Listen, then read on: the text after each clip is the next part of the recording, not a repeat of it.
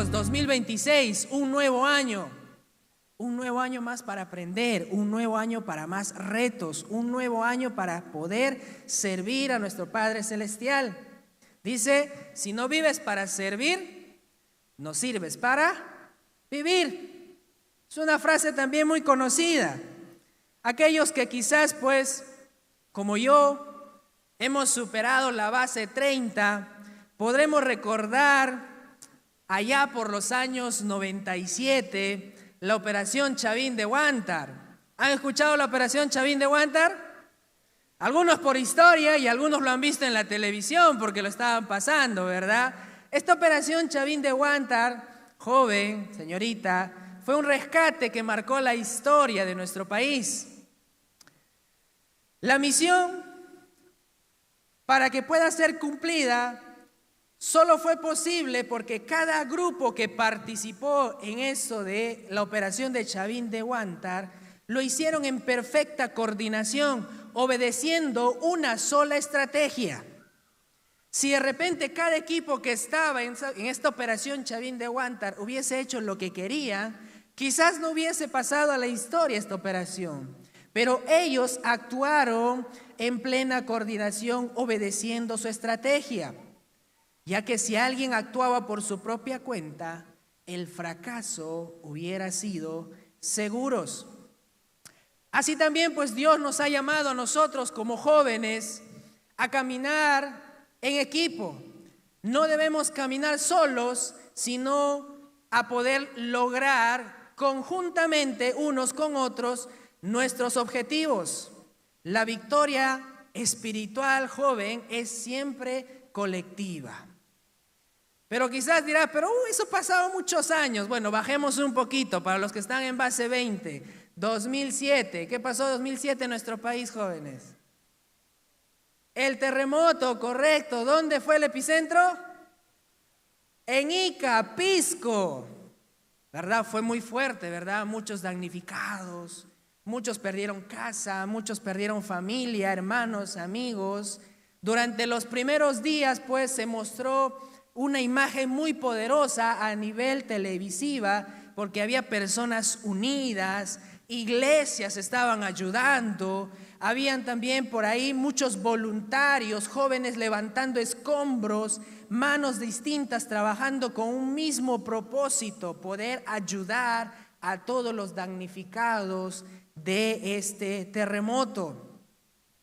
Pero pasaba el tiempo, pasaban los meses, empezaron los problemas, porque por ahí ya había ciertos desacuerdos, el tema político, divisiones, conflictos por intereses, falta de coordinación, muchas de las ayudas ya no llegaban, eran repartidas en donde no debían.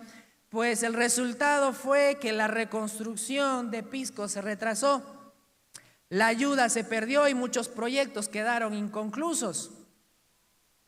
Qué gran diferencia con la primera, ¿verdad?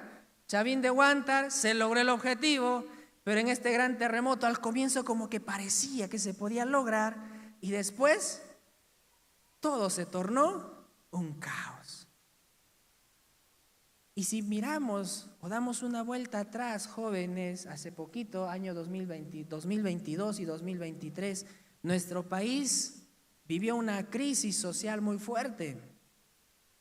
No solamente había protestas por las calles, no solamente en la avenida Bancay había muchos jóvenes, muchas personas protestando, sino había una fractura interna dentro de nuestro país, regiones contra regiones, ciudadanos con otros ciudadanos, incluso había muchos pensamientos y opiniones divididas.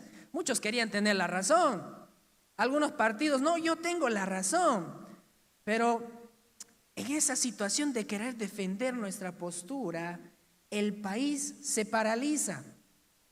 Y en ese parálisis de nuestro país se pierden vidas. Varios jóvenes murieron en esas protestas. Se detuvo la economía y el dolor a nivel social aumentó. ¿Y por qué menciono estos tres eventos? Porque es parte de lo que vamos a hablar en esta tarde para este año 2026, que debe ser prioridad para ti como joven. Porque el conflicto que destruyó nuestro país, o bueno, estuvo a punto de destruir nuestro país en el año 2022, no fue algo externo, fue una división interna. Y es ahí donde vamos a encajar la lectura inicial. Josué capítulo 1, versículo 6. Esfuérzate y sé valiente. Y si alguno ha leído todo el capítulo 1 de Josué, se va a dar cuenta que Dios le dice esta misma frase a Josué 3 veces. No se lo dijo una, se lo dijo 3 veces. Pastor, está equivocado, en el versículo 18 también se lo dice. No, en el versículo 18 se lo dice el pueblo a Josué. Pero en el versículo 6, 7 y 9, Dios le dice esta misma frase a Josué. ¿Y por qué le da esta frase? ¿Por qué se lo repite? En el versículo 6, Dios le está dando o le está incitando a Josué valentía para asumir su llamado. ¿Cuál era su llamado de Josué en ese momento? Tomar el liderazgo del pueblo de Israel, tomar el liderazgo para conquistar las tierras de Canaán, porque el versículo 6 termina diciendo que tú repartirás a este pueblo, hablando de Israel, por heredad la tierra del cual juré a sus padres que le daría a ellos. ¿Cuál era esa tierra? La tierra que fluye leche y miel, la tierra de Canaán. Versículo 7 le dice nuevamente que se esfuerce y sea valiente, pero esta vez Dios le estaba diciendo a Josué valentía para obedecer su palabra. Dios conecta la valentía con la obediencia. Ser valiente no es enfrentar a tu enemigo, sino permanecer fiel en la ley de Dios, incluso cuando es difícil o duro. Porque muchos de nosotros mantenemos nuestra valentía en los momentos en que todo nos va bien. Pero en el versículo 7 Dios le está diciendo a Josué que sea esforzado y valiente aun cuando la situación sea difícil y aun cuando quizá las cosas van a salir mal. Y el versículo 9, Dios le habla a Josué por una valentía basada en la presencia de Dios. Y la clave está en el versículo 9 cuando dice, porque Jehová tu Dios estará contigo donde quiera que vayas. ¿Dónde estamos? Lima, el distrito de Ate, Vitarte. Dice la palabra del Señor, joven de la hermosa, señorita de la hermosa, esfuérzate y sé valiente. Quizás no vas a distribuir tierras, pero vas a dejar a la generación que viene un legado. Entonces esfuérzate y sé valiente, porque las generaciones venideras necesitan de ti. Las generaciones que vienen detrás de ti necesitan del ejemplo que le vas a dar. Esfuérzate y sé valiente, porque tienes que enseñar obediencia a las generaciones que vienen, no solo en los momentos buenos, sino en los momentos difíciles, para que podamos permanecer en la ley de Dios, en lo que su palabra demanda para el pueblo, para nosotros que somos sus hijos. Porque el versículo 9 te da esa promesa de esfuérzate y sé valiente, porque Jehová tu Dios estará contigo en Ate Vitarte y a donde quiera que tú vayas. Esa es la promesa que le está haciendo Dios a Josué. La unidad comienza con una misma dirección espiritual. Josué tenía que mantener unido a todo el pueblo de Israel, no solo a una tribu, tenía que mantener unida a 12 tribus de Israel, a los 12 hijos de Jacob. El mismo capítulo en el versículo 8, para los que me están siguiendo, dice: nunca se apartará de tu boca este libro de la ley, sino que de día y de noche meditarás en él, para que guardes y hagas conforme a todo lo que está escrito en él.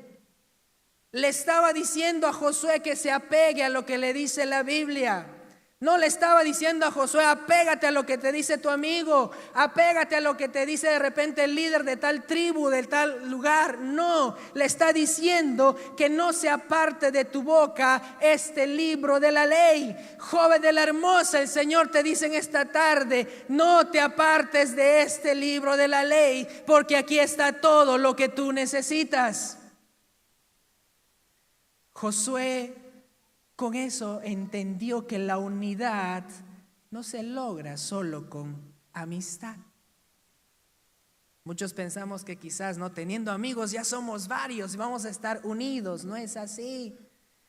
La unidad, según Josué, se da con una misma obediencia. Cuando cada joven vive una fe diferente, la iglesia se debilita. ¿Dónde está tu fe? ¿En tu amigo? ¿En tu amiga? ¿En tus fuerzas? ¿En tu conocimiento? ¿En tus logros? ¿Dónde está tu fe? Porque aquí la palabra del Señor, y Dios mismo le está diciendo a Josué que él nunca se aparte y nunca saque de su vida este libro de la ley, que sino en todo momento la revise, la medite, la lea, la vuelva a leer y la vuelva a entender. Cuando cada uno de nosotros empezamos a hacer lo que mejor queremos, todo se vuelve un caos. Mismo libro de Josué, capítulo 21, versículo 25, dice: cada uno hacía lo que bien le parecía. Y el resultado de ese versículo es que el pueblo de Israel va a empezar a pasar una hambruna, sequías. Y algunos van a empezar a salir de esas tierras para buscar alimento. Si alguno quiere saber cuál es una de esas historias, puede leer el libro de Ruth, son 85 versículos.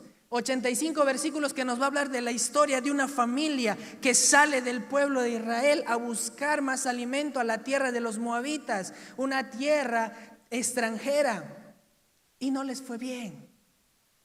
Se murió papá, se murieron los dos hijos, se quedó solamente mamá con las dos nueras. Una de ellas se va, una de ellas se queda y es una historia muy bonita que la puedes leer, pero cuando cada uno hacemos lo que mejor nos parece, todas las cosas van a terminar mal. La unidad, joven de la hermosa, trae victoria. La unidad trae victoria.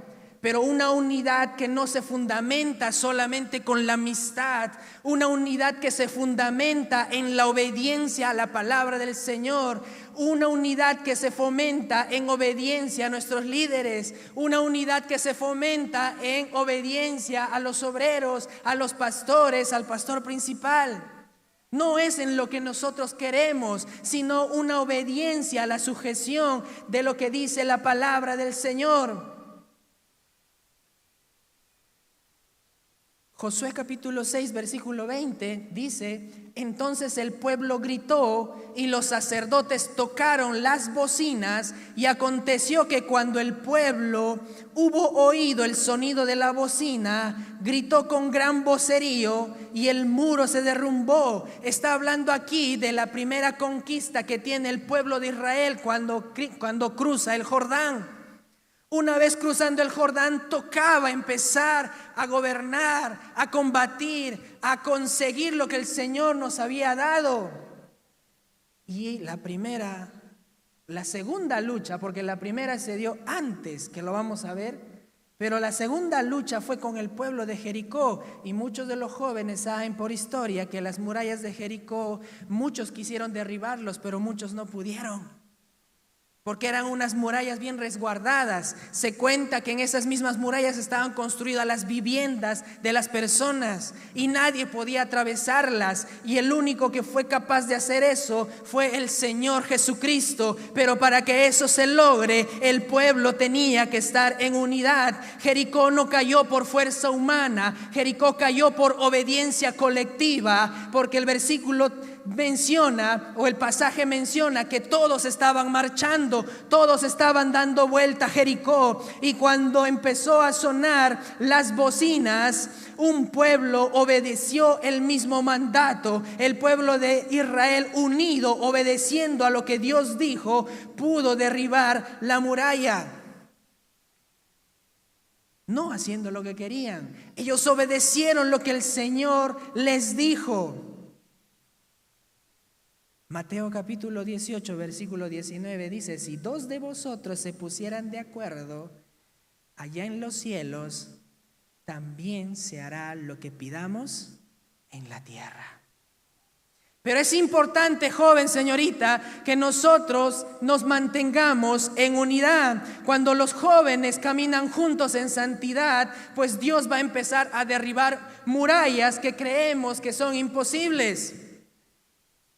Cuando los jóvenes caminan en santidad, Dios derribe murallas imposibles. No está diciendo cuando caminas solamente en la iglesia o cuando estás asistiendo al templo. Dice claramente que cuando nosotros caminemos juntos en santidad, en pureza, en fidelidad y en obediencia, no solamente es estar aquí, no solamente es observar, no solamente es escuchar, sino es caminar en santidad para que esas murallas que quizás en tu vida representen ingresar a una universidad, romper cadenas de maldición, quizás de repente romper cadenas de opresión en tu vida, depresión, ansiedad, esas murallas que quizás crees que no se pueden derribar, si tú caminas en santidad y en unidad, esos pueden caer. Simplemente con una orden del Señor, porque el pueblo de Israel derribó esas murallas con un grito de guerra. No fue necesario que se acerquen a la muralla, estuvieron lejos y con un solo grito esas murallas cayeron. Y es necesario que el joven de la hermosa entienda que con obediencia, con santidad y con unidad es posible derribar esas murallas que tienes en tu vida. Cada uno de nosotros sabemos qué es lo que nos está impidiendo avanzar. Esa es una muralla. Eso es algo que tienes que empezar a derribar, porque el Señor quiere caminar contigo, pero es importante que un solo acto de desobediencia puede romper la unidad. Podemos estar juntos caminando, obedeciendo, pero un pequeño acto de desobediencia puede romper la unidad. Cuando el Señor mandó al pueblo de Israel a conquistar Jericó, demandó que todo fuese destruido, que nada se tome. En aquellos tiempos, cuando conquistaban un pueblo, se tomaba un botín de guerra, lo mejor que tenía el pueblo. Pero el Señor, cuando destruyeron Jericó, dijo que no se tomara nada, que se destruyera todo. Pero un acto de desobediencia de una persona del pueblo de Israel, una persona, mezcló a todos. Josué capítulo 7 dice: Israel ha pecado y han hurtado, han mentido y aún lo han guardado entre sus enseres. También dice la Biblia que un hombre tomó anatema y lo escondió. ¿Qué es anatema? Es maldición. Un solo hombre llevó a la perdición al pueblo de Israel. Por el pecado oculto de este hombre llamado Acán, el pueblo de Israel sufre la siguiente derrota. Porque luego de conquistar Jericó, pasaron al pueblo de Ai. Y cuando fueron a pelear al pueblo de Ai, no lo conquistaron. Perdieron, murieron israelitas. Y cuando volvieron a casa, rasgaron sus vestiduras. Rompieron en llanto y dijeron: Señor, ¿por qué nos has hecho pasar esta vergüenza? ¿Por qué hemos perdido? Si tú nos has prometido esa tierra donde fluye leche y miel, ¿qué pasó? Y es cuando se descubre que la desobediencia de una sola persona rompió la unidad y generó que toda la comunidad, el pueblo de Israel, sufriera. Un corazón dividido puede afectar a todo el grupo. Un poco de levadura puede leudar toda la masa. Gálatas capítulo 5, 9 lo dice así. Y quizás si alguno no está entendiendo algo rápido, ¿qué es la levadura? Pues en la Biblia la levadura muchas veces va a simbolizar pecado, falsas doctrinas, influencias corruptas, actitudes que se toleran y no se corrigen. Cuando Pablo estaba hablando a la iglesia de Galacia sobre maestros que mezclaban el evangelio de la gracia con la ley, especialmente la circuncisión como requisito para la salvación. Y a veces dicen, no, un poco es insignificante, no pasa nada. Un ratito nomás voy a estar ahí, o un ratito voy a ver esto, o un ratito probaré esto. A veces ese poquito que para nosotros parece insignificante puede destruir todo lo que tienes. Pablo enfatiza que no hace falta mucho error para causar daño. Una pequeña enseñanza equivocada podría tergiversar todo. Una actitud incorrecta podría dañar a un pueblo. Una concesión mínima al pecado podría generar anatema en todo el pueblo. Y de eso, joven de la hermosa, tienes que cuidarte. Porque eres tú el rostro del Señor en este distrito. Los que nos ven desde afuera y nos escuchan en este momento, incluso los que están en las redes sociales, saben que nosotros seguimos a un Dios vivo, un Dios que habla, un Dios que escucha, un Dios que toca. Pero si nosotros permitimos que quizás un pequeño error, no pensemos que nos puede dañar, estamos equivocados. Ese pequeño error podría manchar a todos. Y es importante que nosotros nos liberemos de eso. Si no se corrige, se extiende y afecta a todos. Leuda la masa, termina el versículo, así como la levadura se esparce por toda la masa, el error doctrinal afecta a toda la iglesia. El pecado tolerado termina en anatema para tu generación, la segunda generación, tercera y cuarta generación. Así lo dice el libro de donde debes apegarte. Que las maldiciones recorren tus generaciones hasta la cuarta generación. Yo no sé qué anatema estás arrastrando hasta el día de hoy, pero quizás tú sí. Y es necesario que rompas esas cadenas, esas ataduras, porque una pequeña desobediencia podría romper toda la unidad que tienes en la casa del Señor. Y quizás de repente vamos a concentrar un poquito más en los escuadrones. Un pequeño error podría manchar lo progresivo que está creciendo nuestro escuadrón. Permitirnos de repente aquello que parece no dañino y que quizás lo ocultemos como que no pasa nada, podría estar destruyendo el objetivo del escuadrón. Y no estoy hablando cosas sin sentido. Ahí nomás, permítete, da la vuelta. Voltea, gira tu cabeza. Gira tu cabeza. ¿Cuántos asientos vacíos ves en tu escuadrón? Eso ya debería estar lleno. Ya deberíamos tener quizás falto de espacio para muchos jóvenes. Quizás estamos guardando anatema. Porque el pueblo de Israel perdió una guerra con Ai porque una sola persona estaba guardando anatema y eso manchó a todo el pueblo. Los riesgos de la división en la iglesia son muy fuertes. Mateo capítulo 12 versículo 25 dice: todo reino dividido contra sí mismo es asolado, y toda ciudad o casa dividida contra sí misma no permanecerá. No creo que nosotros queremos que aquí en esta generación termine la juventud de la hermosa, ¿o sí? ¿Qué pasó? ¿Se quedan dormidos? Creo que no queremos que en esta juventud termine la iglesia la hermosa, ¿verdad? No, tenemos que buscar más, tenemos que alimentarnos más, tenemos que romper cadenas, tenemos que eliminar anatemas, tenemos que quitar el pecado de nosotros que está manchando a todo el equipo. La desobediencia de una sola persona podría perjudicar a todo el equipo.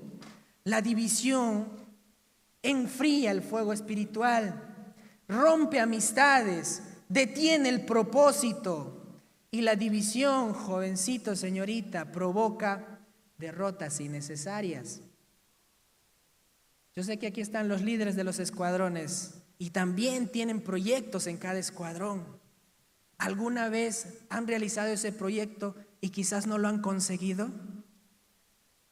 Y si no lo han conseguido, ¿han hecho un análisis del por qué pasó eso? ¿Qué es lo que pasó? ¿Qué es lo que falló? ¿Qué hicimos bien? ¿Qué hicimos mal? Porque quizás por ahí estemos guardando algo que no está saliendo a la luz. Dice la palabra del Señor que la verdad os hará libres. Pero muchos no dicen la verdad porque tienen miedo, tienen vergüenza. Vergüenza no debe tener el cristiano, porque decir la verdad es de mujeres y varones valientes. Y con eso hemos empezado. Esfuérzate y sé valiente, y valiente es aquel que saca toda la verdad, porque la Biblia dice que eso te hará libre. Pero si mantienes oculto ese anatema en tu vida, no solamente los objetivos del escuadrón, tus propios objetivos tampoco van a florecer. Por ahí dirán, no, ya pues no afecta a mi escuadrón, ¿no? Pero no es así. Tus objetivos personales también podrían terminar dañados por ese anatema que estás guardando. Es importante y necesario que saques lo que tienes guardado. Aquello que no te va a servir para crecer. La división provoca también retraso en las promesas, pérdida de la autoridad espiritual, frustraciones frente a nuestros objetivos personales y colectivos. Es importante que nosotros podamos entender que cultivar, guardar, esconder anatema, pecado, maldiciones no nos va a ayudar en nada, ni a nivel personal, ni tampoco a nivel de equipo de trabajo. Es más, va a retrasar tu trabajo y vamos a seguir manteniendo sillas vacías. Chicos, hemos empezado un 2026 donde anhelamos el Espíritu Santo de Dios, un 2026 donde creemos que la iglesia La Hermosa se puede llenar de jóvenes, de adolescentes, y que todo el pueblo de Vitarte pueda conocer que el Señor envió a su Hijo a morir por ellos y que Él nos está preparando morada siempre y cuando nosotros nos redimimos a su presencia. Solamente es aceptarlo, seguirlo, creerlo y serle fiel. Es importante para nosotros que en este 2026 abracemos ese objetivo, abracemos como personas, como jóvenes, el destituir de nuestras vidas, destituir de nuestros proyectos, de nuestros escuadrones, todo aquello que nos está impidiendo crecer, que quizás pueden ser anatemas. Pecados ocultos, ofensas, rencor, resentimiento y quizás por ahí de repente también, quizás alguna violación, quizás por ahí vicios a la pornografía, quizás por ahí fornicación y quizás también el adulterio. Esos son anatemas, pecados, maldiciones que no te van a dejar crecer. Pero sabes, hay restauración para la unidad. Hay restauración para aquellos que quizás quieren seguir adelante. En Josué capítulo 7, versículo 10 dice: levántate, ¿por qué te postras así sobre tu rostro? Es decir, estaba agachado ahí. Pero el Señor le está diciendo: levántate. Porque ¿qué pasó? Josué confrontó, corrigió y restauró. La unidad se protege cuando hay arrepentimiento verdadero. Acán no se quiso arrepentir. Él todavía dijo, no, pero es mi derecho. Si yo he peleado, no, yo también entré a conquistar la tierra, yo también tengo el derecho. No es así. Puede haber restauración en tu vida si corriges aquello y te arrepientes verdaderamente ante el Señor. Mateo 18:15 dice, si tu hermano peca contra ti, ve y repréndele estando tú y él solos.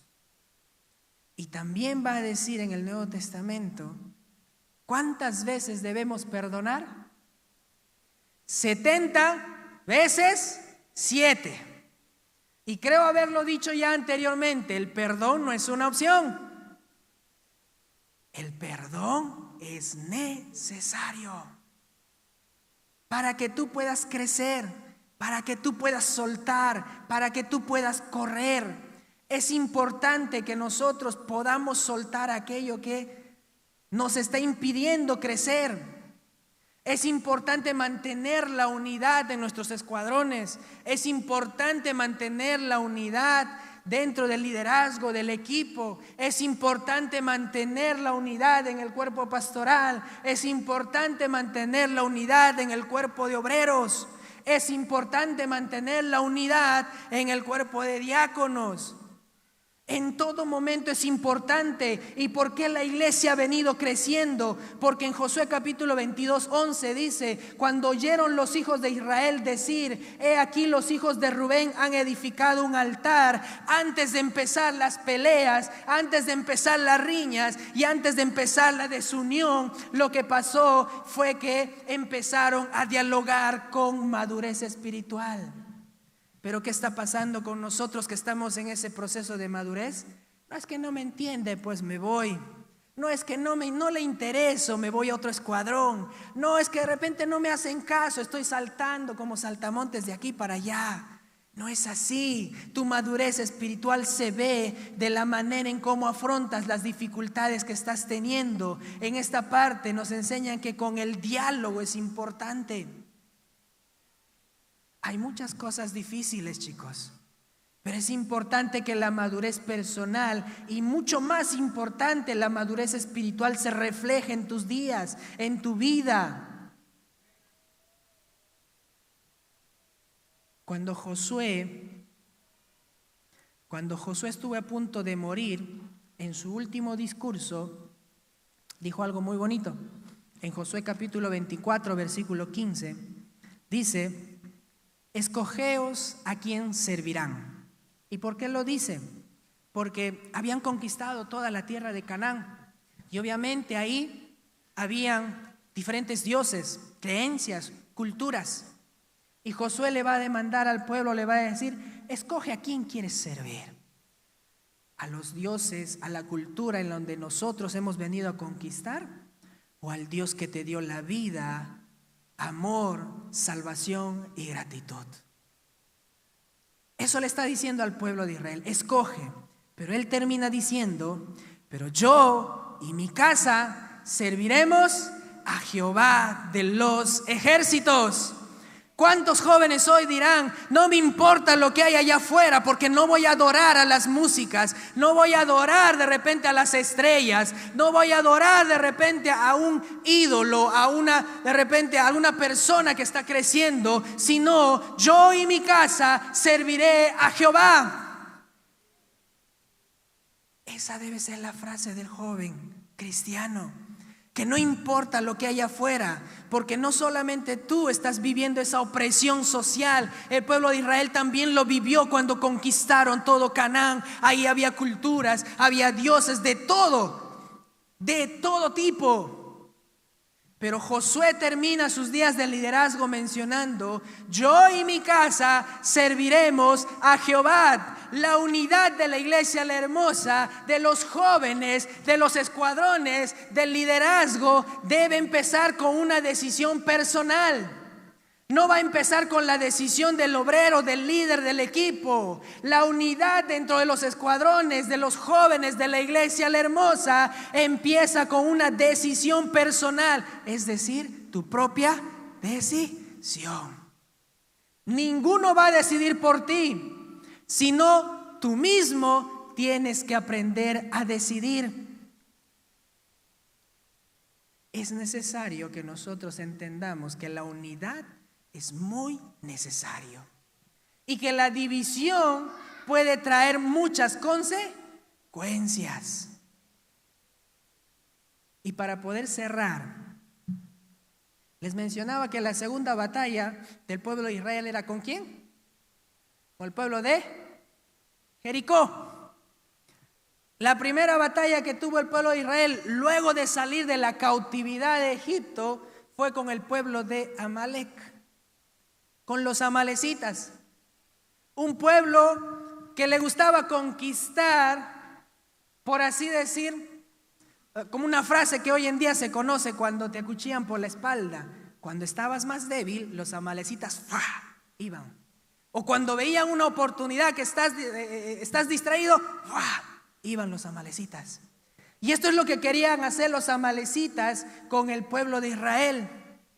¿Por qué? Porque cuando Israel sale de Egipto no era un pueblo de guerra, no tenía ejércitos, no tenía gente que luchaba a espada.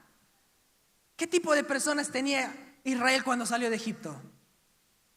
Tenía esclavos. Todos habían crecido como esclavos. No había nadie que había sido preparado para la guerra, excepto Moisés por su misma crianza. Pero ¿saben qué pasó en ese momento cuando fueron a la guerra con Amalec? Dos jovencitos que puedan subir corriendo rapidito aquí. Dos jovencitos. Rápido, dos jovencitos. Suban, rapidito, suban. Cuando el pueblo de Israel iba a luchar con los amalecitas, uno aquí y el otro aquí. Cuando el pueblo de Israel iba a luchar con los amalecitas, pasó algo. Que Josué estaba comandando a los esclavos que iban a defender al pueblo de Israel. Pero dice que Moisés mantenía las manos en alto, arriba. Pero creo yo que ninguno aquí puede mantener las manos elevadas por horas, ¿verdad? Una guerra, ¿cuánto dura? ¿1 minuto? ¿2 minutos? ¿3 minutos? Una guerra puede durar días. Pero dice que Moisés estaba con las manos elevadas y habían 2 personas a su costado. Uno de ellos era su hermano. ¿Quién era? Aarón. ¿Y quién era el otro? Era Hur. ¿Estaban de pantalla? No. Y esto es una muestra de lo que la unidad puede hacer, chicos. Moisés, cuando tenía las manos levantadas y se cansaba, dice que cuando él bajaba las manos, Amalec empezaba a avanzar. Los amalecitas avanzaban, estaban ganando. Pero cuando él volvía a levantar las manos, el pueblo de Israel empezaba a avanzar y a ganar la guerra. Pero somos seres humanos, nos cansamos. Y para eso estaban 2 personas a su lado. Estaba Aarón y estaba Hur. ¿Qué hacían ellos? Sostenían los brazos.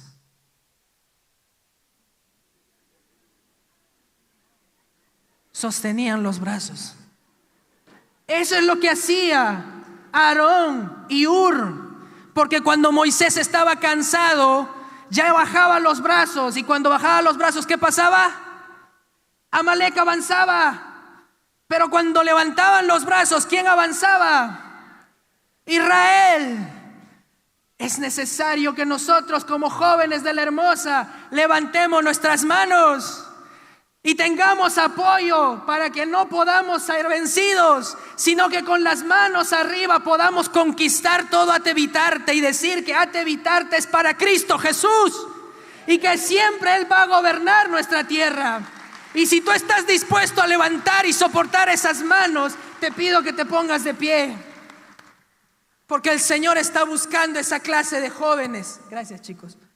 Esa clase de jóvenes que están dispuestos a levantar sus manos y a sostener a todo aquel que se enfrenta al enemigo.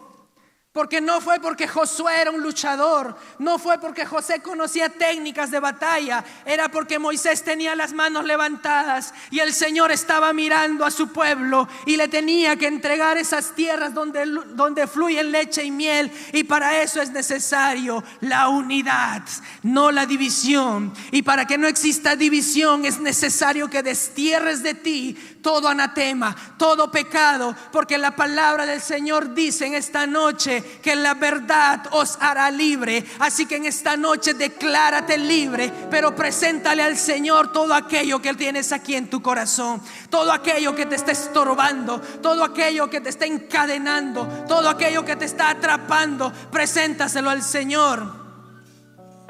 ¿Dónde están los líderes de los escuadrones? Pasen aquí adelante, los líderes de cada escuadrón. Líderes de escuadrón. Todos los líderes de escuadrón, pasen aquí adelante. Si alguno no está, un representante del escuadrón que venga aquí adelante. Ahí. Linaje, renacer, generación de Jesús, inquebrantables, ágape. Creo que falta de escogidos, un representante de escogidos. Vamos. Pero no los miren a ellos, chicos, miren aquí adelante.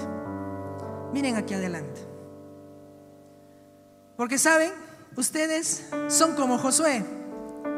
A Josué le dieron la responsabilidad de 12 tribus.